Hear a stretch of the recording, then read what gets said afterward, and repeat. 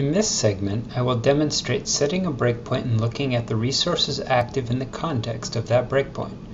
For this demo, I am using the code for the Photo Effects app from my technical primer entitled Developing an Android Image Capture and Manipulation App Utilizing Permissions and Device Hardware Features. This program breaks apart an image into the RGB values of each pixel so they can be manipulated, then reassembles the result into a new image. To build the manipulation code, we need to understand what the data looks like. The fastest way to do this is to simply set a breakpoint in this code and look at the values being processed. To start, we'll go to the image processing method called processImage and click in the left gutter on a line of code that will be executed.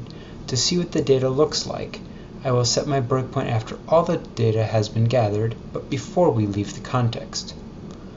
We get one pixel, we break apart the color values, and then we reassemble the new pixel and put it in the final image. So right here would be the perfect place to stop, so we can see all of this that's in this context.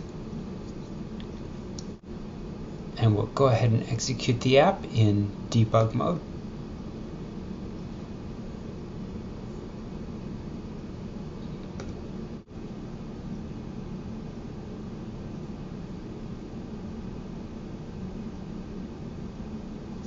There's no camera configured on this emulator, so the main intent will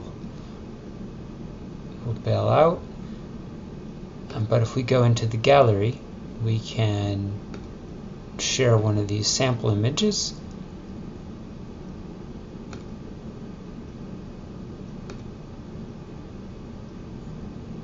With photo effects, and the breakpoint was hit.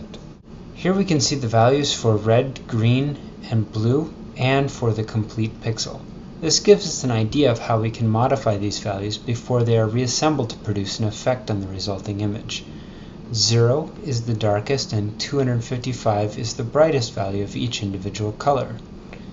The predefined color constants in the Android API reference about color make a good example of complete color values. So we can look at, for example, green. We'll have the value of FF. The first FF is the alpha channel, so that's how opaque this pixel is going to be. And then we have green in the middle, there's blue on the end, and red at the beginning. And we can also see that the values for RGB range from 0 to 255. If we want to make a negative image effect, we can very simply do so by inverting the color values. So take the maximum value and subtract what the current value is, and we'll get the complement of each pixel's color. And so we'll get our image in, we'll invert each of the colors, then we'll reassemble the final result. I will stop the debugging and we will close out of the app.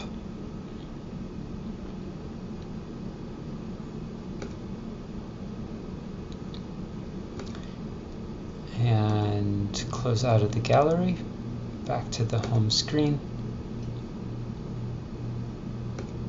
and let's execute our new version of the app.